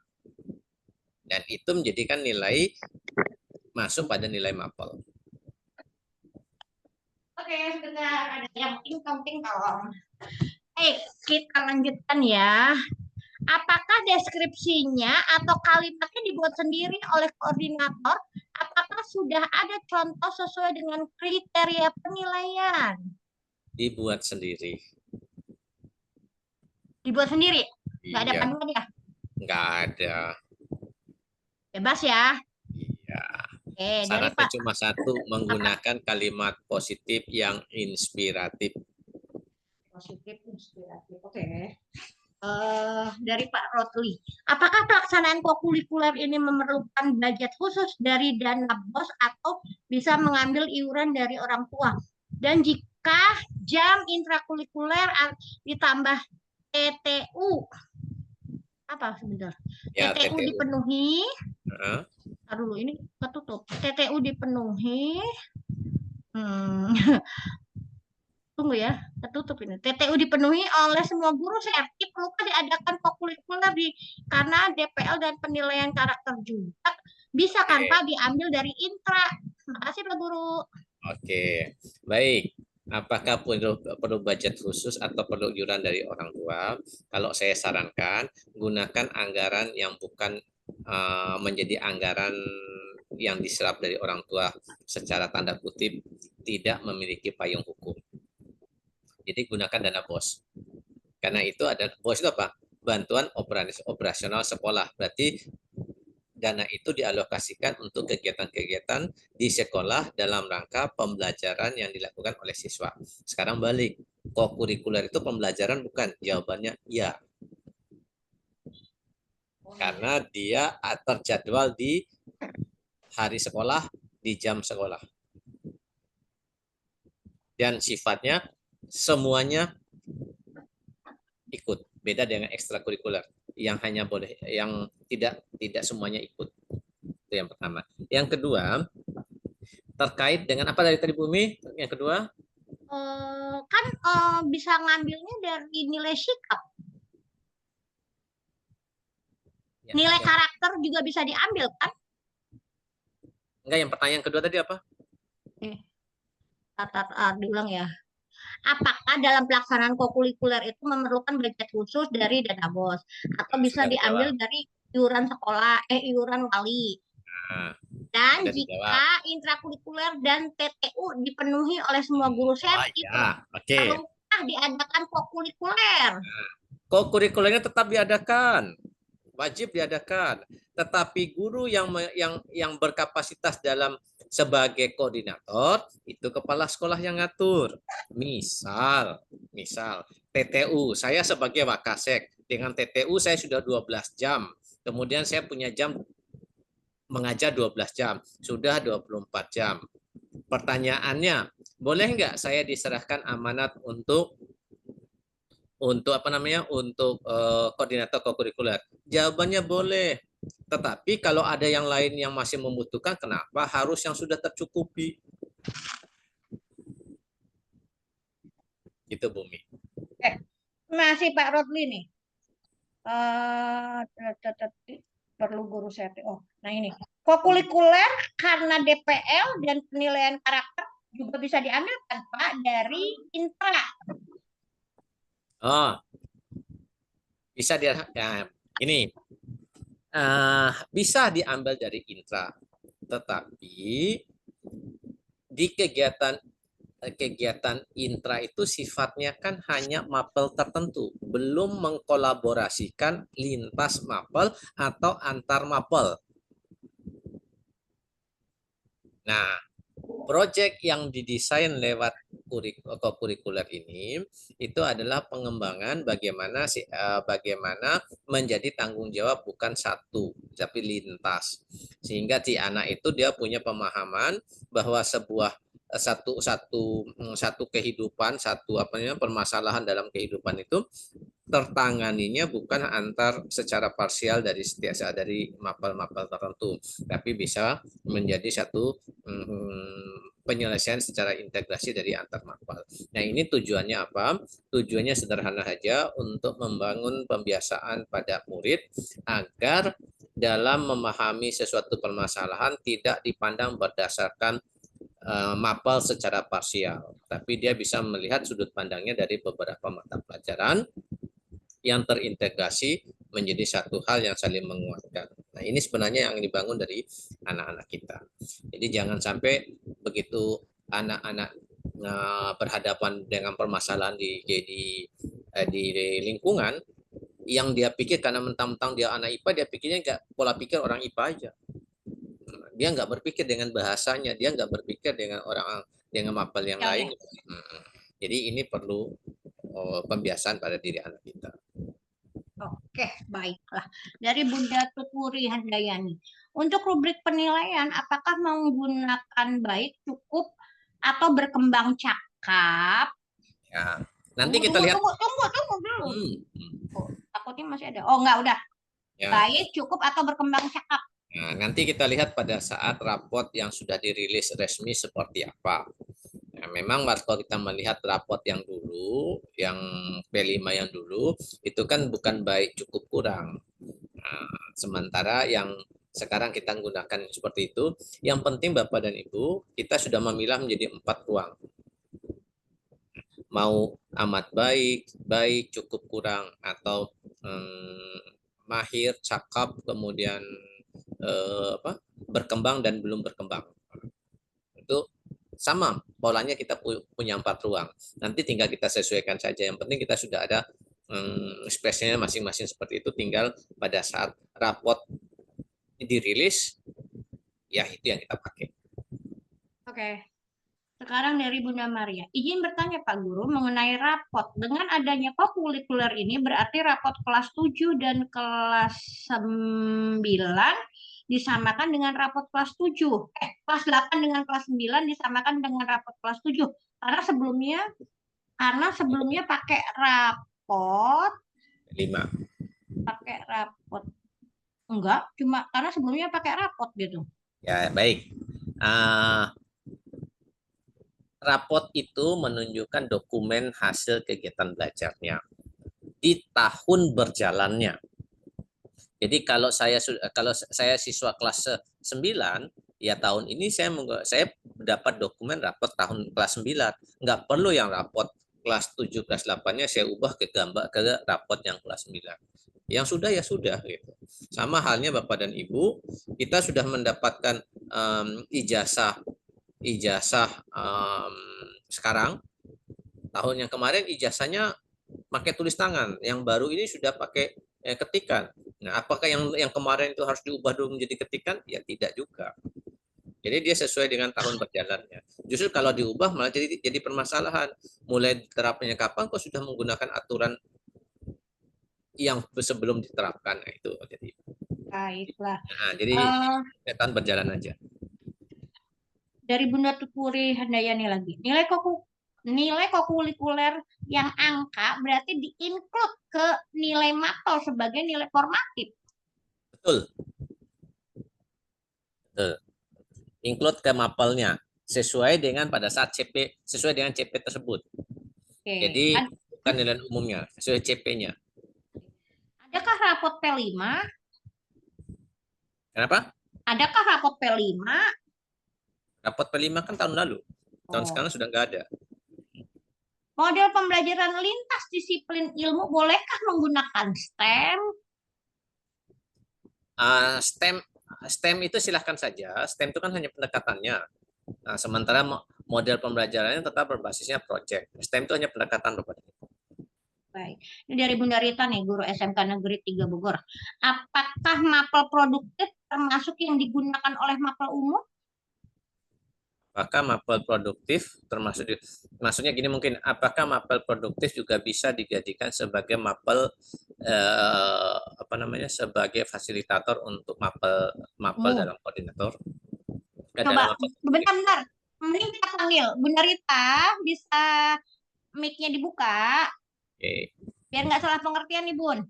Bunda Rita. Bunda Rita kemana ya? Apakah mapel produktif termasuk yang digunakan oleh mapel umum? Gurunya Pak, pelajarannya ya? Nggak ada, Bunda Ritanya nggak bisa dipanggil. Bunda Rita. Ayo Bumi jawab, Bumi orang produktif kan? Orang pertanyaannya juga masih aku mah ambigu, maksudnya bingung. Apakah mapel produktif Kan gurunya, Bumi kan guru produktif. Digunakan di mapel umum? Kalau menilainya tidak terkait dengan mapel umumnya sih bisa ya, misalnya tentang beribadah gitu, bisa gurunya. Nanti kita tunggu kesempatan beritanya ini open mic. Bunda Rita. Bunda Tuturi dulu deh. Ending dari kokurikuler adalah perubahan karakter ya Pak Guru. Baik cara lintas, 7 KAIH, dan cara lain. Ya, betul. Perubahan pembiasaan karakter selanjutnya. Oke, sambil menunggu Bunda Rita, ada Bunda Junaida. Silakan Bunda Junaida. Ya, Assalamualaikum Bapak. Waalaikumsalam. Izin bertanya, saya ini menanyakan tentang CP. Apakah di kokurikuler itu punya CP tersendiri atau kita menggunakan CP dari mata pelajaran untuk memasukkan ke kokurikuler tadi. Terus yang kedua, belibet deh. Terus yang kedua Pak, di P5 dulu kan kita ada misal nih kita ngambil tema tentang lingkungan lah. Nah, di tema itu kan biasanya selalu ada deskripsi di bagian bawahnya itu. Nah, apakah itu nanti kita yang deskripsikan sendiri atau bagaimana? Atau ada deskripsi sendiri yang sudah ditentukan untuk per tema gitu, Pak? Ya. Makasih, Pak. Baik. Yang pertama tadi Ibu mempertanyakan terkait dengan CP, Pak. CP. Nah, untuk CP ini kokurikuler nggak punya CP sendiri, Bu. Karena dia integrasi melihat satu kasus, satu permasalahan berdasarkan sudut pandang beberapa mata pelajaran. Tetapi dalam membuat atau mendesain tagihan untuk mapelnya seorang fasilitator harus mengarah pada CP apa yang dia miliki. Nah, CP itu yang jadikan pendekatannya. Jadi menyusun RPP-nya tidak berangkat dari CP, langsung berangkatnya dari tujuan pembelajaran. Kemudian yang tagihan-tagihan sesuai CP-nya itu didekatkan menjadi indikator atau KKTP-nya. Ya, itu mungkin, Bu. Nah, yang kedua terkait dengan Rapot deskripsi pada rapot P5 per tema gitu, Pak. Ya. Kalau di P5 memang ada deskripsi dari tema sesuai dengan temanya.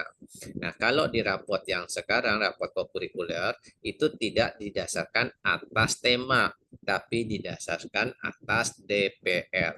Jadi deskripsinya hanya deskripsi terkait dengan DPR, tidak dengan tema. Oh, yang per aspek tadi itu, Pak, ya? Yang aspek-aspek tadi.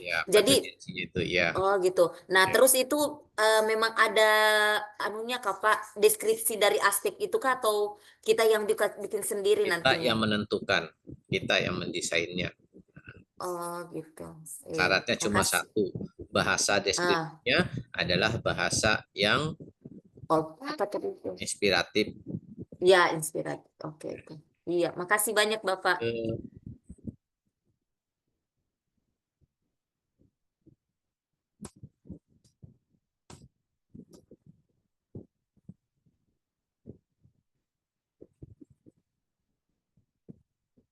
Moderatornya kabur nih.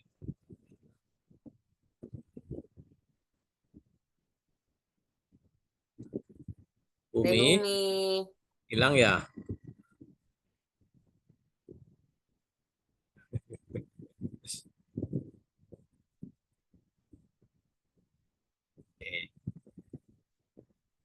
Lanjut mungkin, Bu, Bapak dan Ibu yang mau bertanya boleh. Ada Pak Asim itu, Pak. Ternyata mic saya mati. Ngomong dari tadi ternyata mati. Pak Guru, persepsi Pak Guru deh dari pertanyaan Bunda Rita. Bingung saya justru, Bu. Oh, Pak Guru teh bingung. Oh, baiklah. Pak Hasim dulu deh. Bunda Rita mana ya? Itu Bu Rita samain mata dengan avatarnya. Pak Hasim dulu deh. Boleh. Oke, terima kasih Bu. Terima kasih Pak. Yo, Pak. Izin Pak. Ini Pak, saya masih belum paham ini kemarin Pak tentang kapan itu digunakan penilaian baik sekali, cukup dengan kaitannya dengan berkembang, mahir dan cakap dan mahir itu Pak. Mohon penjelasan. Nah, nggak usah bingung dulu dengan ini Pak. Yang penting Bapak membuat menjadi empat kategori. Kalau mau menggunakan sangat baik, cukup dan kurang, gunakan itu aja dulu. Tapi kalau Bapak mau menggunakan belum berkembang, kemudian cakap dan mahir, ya gunakan itu. Yang penting empat karakter dulu, 4 kategori dulu. Nanti kita mau gunakan yang mana, kita tunggu pada saat rilis raportnya nanti. Nah, kalau di rilis raportnya memintanya dengan baik, cukup, kurang, ya sudah kita gunakan itu. Kalau tidak dikatakan apa-apa, tidak ada ketentuan, kita boleh menggunakan salah satu dari keduanya, asal konsisten. Nah, kalau saya perhatikan di PPA itu, Pak, itu kan model raportnya saya lihat, Pak, intra di atas, kokurikuler di tengah, dan ekstra di bawah. Ya.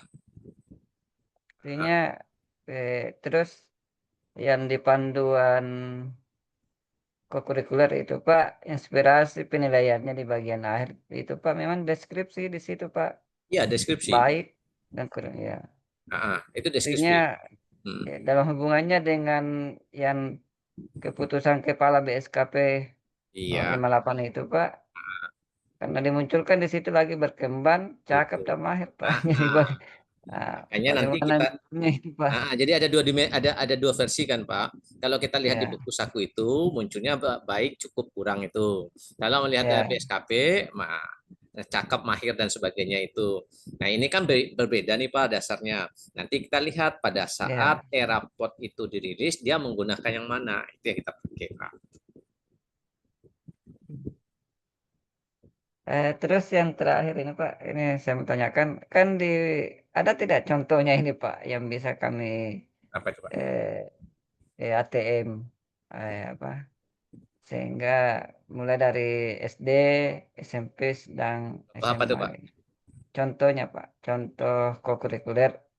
Nah, saya lihat di brosur kemarin ketika disebar brosurnya ini tentang kegiatan ini, situ ada bonus contoh dan berbagai karya proyek kokurikuler, Pak. Oke, Bapak buka di buku saku itu Pak, ada lampirannya di halaman akhir, halaman akhir di buku saku, di materi tentang buku saku.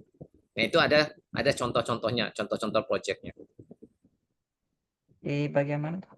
di buku saku, di file materi, cari ada buku saku. Nah di situ ada di halaman-halaman halaman-halaman akhir itu terkait dengan contoh-contoh proyek Pak.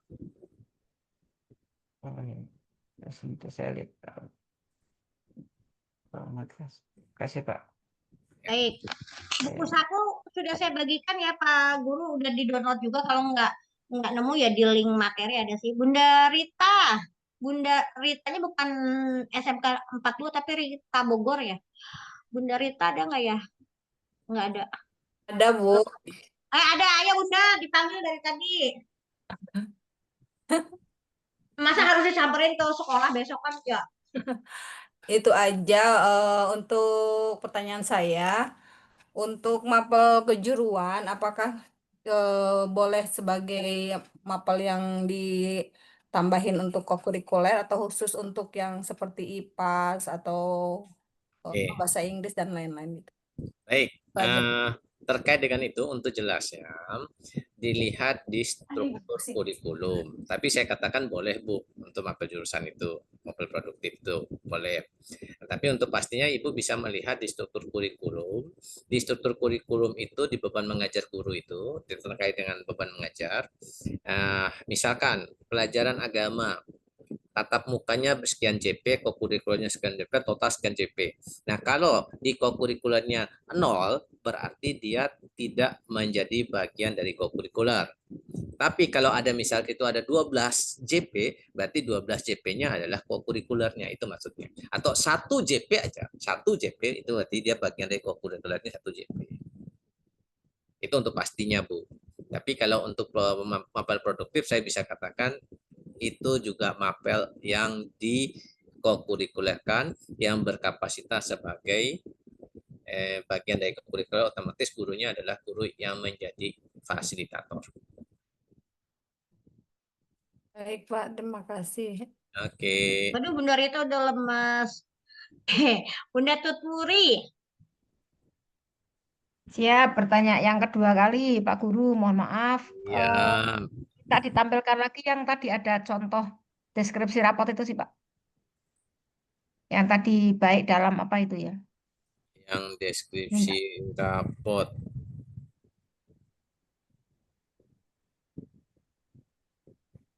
Oh, yang contoh itu ya, Bu ya.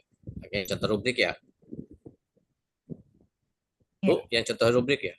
Ya, yang tadi ada di rapot baik. Tidak, bukan yang di rapotnya itu, yang deskripsi rapot itu kan baik dalam apa itu sih tadi.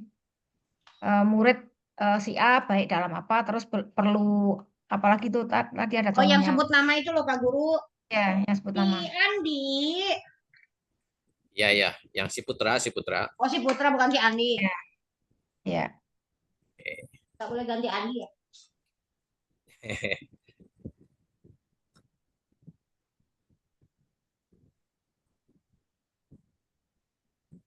Iya, Bu ya. Ya. Ananda Putra sudah baik dalam penalaran. Ini contoh yang diuraikan ini ya Pak Guru itu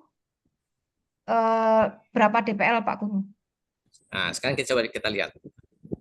DPL apa aja Bapak dan Ibu? Yang ada DPL apa aja? Nah, berpikir kritis. Berpikir kritis. Nah, nalar kritisnya masuk ya di DPL-nya. Ya. Tuh. Terus? Berkomunikasi apa? Berkomunikasi. Komunikasi ya. Ya, berarti ini ada 2 DPL. Nah, dia ini ada kata dan di sini. Ini memilah dua DPL jadi 1. Oh iya. Berarti kalau 3 nanti ada koma lagi terus dan gitu ya, Pak? Ya. Atau kalau mau dibikin 1-1. Jadi deskripsi pertama, kedua, ketiga sesuai dengan banyaknya dimensi. Iya. Kalau ini dia menggunakan kata dan, langsung menggabung dua. Iya. Terima kasih, Pak. Yuk. Baik, tunggu. Sekarang Bunda Junaida dulu, nanti baru ke chat lagi ya. Ya, Assalamualaikum Bapak, Ibu, maaf. Kembali lagi. Ini pertanyaan saya, Pak. Kita kan biasanya kan di jadwal pelajaran itu misalnya saya contoh bahasa Inggris kan 4 JP. Nah, apakah pada jadwal itu saya dikerucutkan menjadi 3 JP karena kan kita mengambil satu kurikuler kan. Nah, sedangkan kemarin malam Bapak mengatakan bahwa kita tuh tidak boleh menggabungkan dengan mata pelajaran kokurikulernya karena itu intra. Jadi harus dipisahkan antara kokurikuler dengan mata pelajaran. Nah, berarti kita harus Kurang lagi dong data sertifikasinya, Bu ya. 3 JP-nya itu berarti Pak ya. 3 JP jadinya gitu Kak Pak. Dijadikan 3 JP. Gitu Kak Pak maksudnya. Jadi saya contohin ya. Misal Iya. agama itu dia hitungan totalnya kan 3 JP. Agama nih. 2-nya itu untuk tatap muka, 1-nya untuk kokurikuler. Kokurikuler, iya. Itu bukan berarti jamnya agama itu cuma 2 jam sepekan, enggak, tetap 3 jam. Karena yang satu untuk kokurikulernya itu di blok menjadi 1 minggu, 1 pekan dan sebagainya, 1 pekan, 1 bulan dan sebagainya. Dia tidak mengganggu, cuma waktunya yang diubah menjadi totalnya sekian JP. Tapi Pak, tapi di jadwal itu tetaplah harus dimaksimalkan 3 aja di situ ya, di tatap muka untuk mata pelajarannya. Gitu ya Pak? Bahasa Inggris itu kalau nggak salah 4 JP. 4 JP, Pak. 4 Iya, JP. di SMP. 4 Di SMP. JP, Yang Pak. 4 JP itu tatap muka penuh, Bu. Iya, Pak. Nah, jadi kemarin kan gini Pak, yang saya sudah bicarakan yang kemarin malam bahwa di tempat kami itu kemarin kalau untuk kokurikulernya itu disatukan itunya kokurnya dengan mapelnya. Jadi istilahnya nih saya masuk bahasa Inggris lah, disitulah saya ambil jam saya 1 JP untuk kokur Pak. Gitu. Seperti itu kemarin, tapi karena penjelasan Bapak kemarin itu tidak bisa seperti itu karena kokur kan beda. Nah, lalu saya tanya kembali, jadi gimana dengan mapel nanti jadwal pelajaran, apakah kami rubah atau bagaimana Pak? Maksud saya seperti itu. Dia tetap fullnya 4 jam itu. Tetap 4 JP. Jam. Tetap. Jadi yang 1 jam yang dimaksudnya itu, misalkan begini Bu, sebulan berapa pekan Bu? Sebulan 4 pekan kan? Iya. Nah, yang 4 jamnya disimpan di 3 pekan, yang satu jamnya disimpan di 1 pekan. 4 jamnya disimpan di 3 pekan. Yang 1 jamnya disimpan di di 1 pekan. 1 pekan. Iya, benar. Iya kan? Iya, Pak. Ya itu yang 1 jam tuh 1 pekannya itu. Gitu ya. Iya. Oh, iya. Oke. Makasih Bapak. Oke. Kita ke chat ya Pak Guru ya. Yang Bunda Rita tadi udah clear ya. Oke, dari Bunda Wahyu. Izin bertanya lagi Pak Guru, pada pelaksanaan lintas mapel, jika pelaksanaan pada satu jenjang hanya kolaborasi beberapa mapel, apakah mapel yang tidak termasuk apakah mapel yang tidak termasuk pada kolaborasi tersebut libur ya gitu. Ntar dulu, mapel yang tidak termasuk pada kolaborasi tersebut bisa menjadi fasilitator walaupun mapelnya tidak ikut serta atau bagaimana? Jawabannya sederhana saja. Misal nih, di sekolah itu ada 10 kelas. Nah, katakan pelajaran bahasa Indonesia ya jadi fasilitator. Nah, Teler nggak gurunya itu memfasilitasi 10 kelasnya semua? Nabok, bukan teler. Nah, sehingga supaya nggak teler bagaimana? Ya cukup dia 3 kelas mungkin. Terus yang 7 kelasnya ya jangan kolaborasinya dengan bahasa Indonesia, mapel yang lain. Sehingga tidak ada guru yang libur. Iya, iya. Nah, disitulah perannya sekolah lewat akademiknya, lewat kurikulumnya, memilah kelas ini fasilnya siapa, kelas ini fasilnya siapa, mapelnya mana, itu dipilah supaya semuanya Terbagi. distribusi rata. Gitu. Oke. Adil dan merata. Dari Bunda Tutpuri lagi, Pak Guru, contoh penilaian kurikuler di-share ya. Contoh Penilaian kurikuler. Contoh penilaian kurikuler. Saya nggak bisa share yang baku ya, karena itu kan penilaian kurikuler itu ada di guru mapel, di fasilitator. Sementara fasilitator yang satu di yang lain kan setiap fasilitator tuh gini aja, sederhana saja. Katakan ada dua guru matematik di satu sekolah. Maka teknis penilaian guru yang satu dengan guru yang lain, dia sudah punya kontrak dengan kelasnya masing-masing dengan cara yang berbeda. Maka acuan penilaiannya pun pasti berbeda, tekniknya pun berbeda. Maka itu merdeka penuhnya masing-masing guru di situ, sehingga tidak ada format bakunya seperti apa untuk menilainya, kecuali untuk menilai DPL-nya. Nah, nilai DPL-nya tadi sudah menggunakan observasi terhadap keterlaksanaan dimensi yang akan diamati di setiap proyeknya. Baik. Tadi yang contoh itu ada di buku saku ya, halaman terakhir ya, Bapak Ibu ya. Oke, berarti kita masih menunggu rapot yang baru rilis ya, Pak Guru? Betul, betul. Sekarang, Pak Rodli,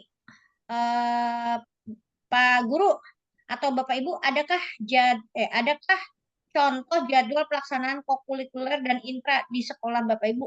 Syukur sekali kalau ada yang punya. Mohon dibagi. Yang punya jadwal dengan sekolah berjumlah 6 rombel. Udah dengan rombel-rombelnya nih. Kalau ada yang punya di-share katanya. Ini gambaran aja Bapak dan Ibu ya. Yang mudah itu di blok aja Bu, Bapak dan Ibu. Jadi bloknya ambilnya blok 1 minggu langsung. Itu lebih sederhana, lebih simpel. Jadi misalkan kita membuat jadwal pelajaran seperti biasa, Senin sampai Sabtu. Begitu kita blok di kalender pendidikan tinggal dibuat pekan kesekian, bulan sekian ini kegiatan kokurikuler. Maka di 1 pekan itu enggak memakai jadwal mata pelajaran, dia kegiatannya proyek. Jadwalnya seperti apa di proyek? Sesuai dengan yang disusun, sesuai dengan RPPPM-nya. RPPPM yang disusun, pertemuan pertama, kedua, ketiga, bisa hari pertama, hari kedua, ketiga, siapa dan apa kegiatannya, itulah yang jadi acuannya. Dan boleh jadi antara kelas yang satu dengan kelas yang lain memiliki aktivitas yang berbeda karena di RPPM-nya boleh jadi berbeda. Boleh jadi di yang pertemuan pertama kelas yang satu sudah masuk fasil dari mapel yang satu, tapi kelas yang lain mungkin kegiatannya apa? Jalan-jalan berkunjung ke satu tempat. Itu kan tergantung apa yang menjadikan desainnya seperti apa oleh timnya, fasilitator dan koordinator tersebut. Baik, Pak Guru, ini ada request dari Pak Sidik nih. Tapi Pak Sidik baru kebaca soalnya privat chatnya. Rapot nampaknya menarik nih Pak Guru, jika suatu saat kita bikin pelatihan tentang rapot, include kokurikuler sekaligus membahas aplikasi e-rapotnya. Ya, kalau gitu tunggu e-rapotnya itu. Ya, berarti sabar ya Pak Sidik, harus keluar e-rapotnya dulu, Pak Guru amati, Pak Guru lihat-lihat. Nanti kalau memang Pak Guru berkenan, ada waktunya kita buat lagi pelatihannya ya Pak Guru ya. Ya, terima kasih. Ya, oke. Di chat habis, masih ada Bunda Sri Wahyuning sih, silahkan. Terima kasih, Teh. Iya. Selamat malam, Pak Bambang. Malam, Bu. Iya, ini untuk validasi aja daripada saya bingung ini ya Pak ya. Pegangan dulu, Bun. Terkait untuk Pegangan. makanya kalau bingung biar bareng-bareng ya Teh ya.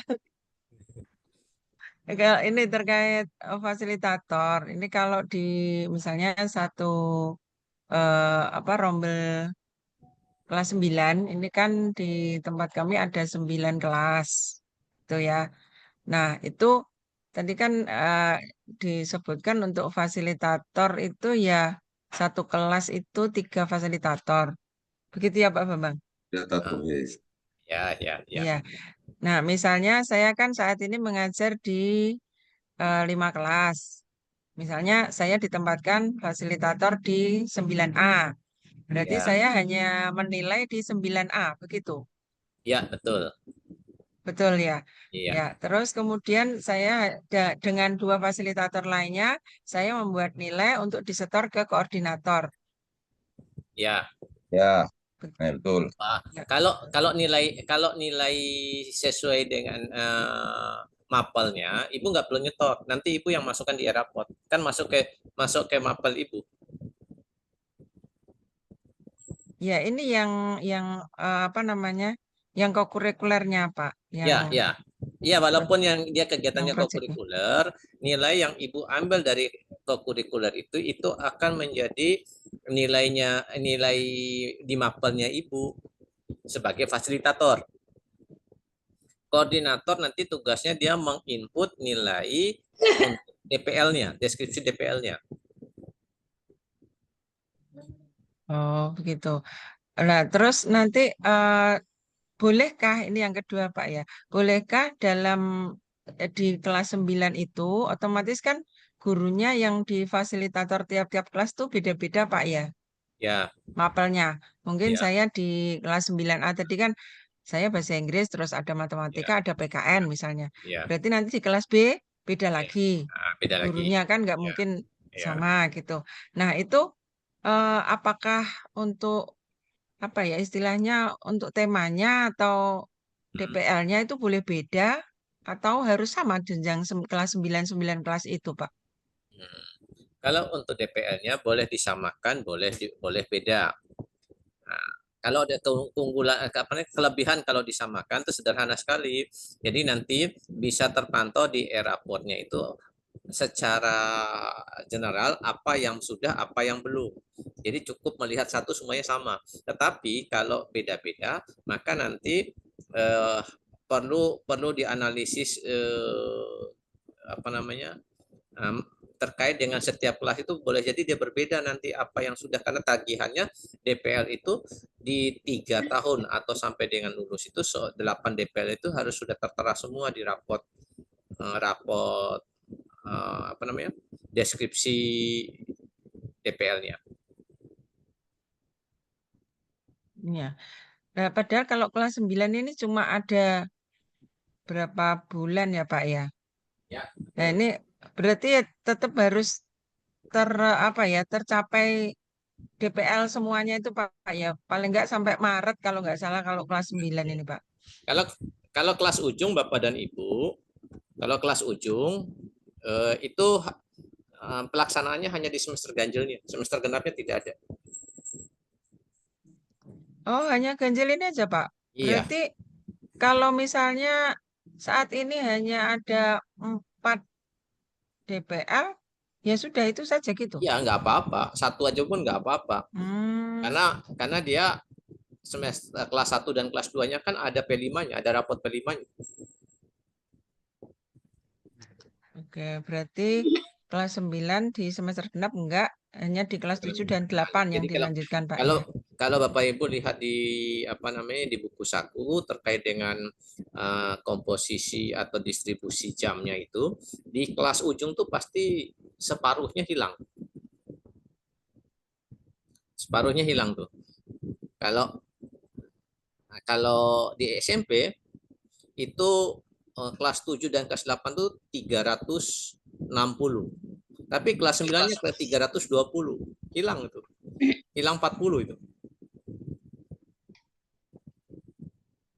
Banyak ya? Iya. Nah, itu karena waktunya kan nggak full dia di kelas di semester genapnya itu. Itu ya. Jadi di kelas Ya. kelas itu tuh bisa. Nah, SMA beda lagi. SMA beda lagi. Waktu kelas 1-nya 300 lebih, yang kelas 2-nya 144. Kelas 3-nya 128, semakin berkurang. Kenapa dia berkurang di kelas 2 di SMA di kelas 2 kelas 2-nya? Karena dia ada mata pelajaran pilihan di situ masuk. Mata pelajaran pilihan itu tidak sifatnya umum. Jadi ada beberapa mata pelajaran yang nol kokurikulernya.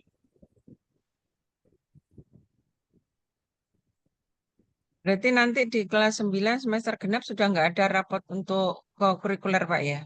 Ya, ya. Baik, terima kasih, Pak. Oke. Baik, Pak Guru, karena sudah tidak ada di chat, tidak ada di raise hand, sekarang Pak Guru tagihan tugasnya apa? Bikin RPPPM-nya saja. Template-nya yang di Ya. link tadi ya? Ya, ada template, ada file template 1. Contohnya juga sudah ada. Iya. Ya, contohnya itu tertulis contoh RPPPM kokurikuler.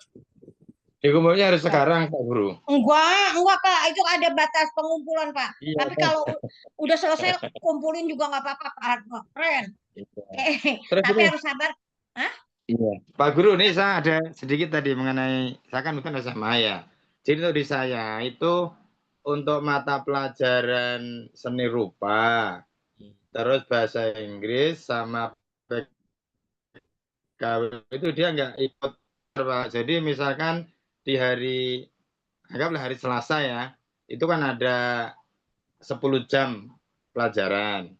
Jadi Ya. misalkan jam 1-2 itu kemudian 3-4 adalah dia mapelnya bahasa Inggris. Jadi dia di 1 hari dia pelajar bahasa Inggris biasa. Nanti dilanjut misalkan selanjutnya ko lagi. Jadi khusus untuk bahasa Inggris, PKWU dan seni rupa itu dia nggak di kokurikulerkan. Ya, boleh nggak saya tanya Pak? Itu kan kokurikulernya diambil disebarkan di distribusi di 1 pekan itu ya, ada di hari. Ya, model blok Pak, model blok bener 1 pekan. Jadi setiap 1 bulan ambil sepekan terakhir. Di blok 1 pekan langsung gitu. Iya, jadi ini kan kemarin Oktober ya Pak, ya, Oktober itu kita ngambil minggu keempat. Terus nanti November rencananya ngambil minggu ketiga, karena kan setelah itu kan banyak kegiatan untuk yang lainnya untuk hari-hari raya guru, hari apa gitu, jadi dimajuin. Jadi intinya ngambilnya 1 bulan 1 pekan di minggu terakhir biasanya. Ya. Nah, terus yang jadi masalah apa Pak? Pak Harno, masalahnya di mana? Masalahnya di sinyal yang tidak ada.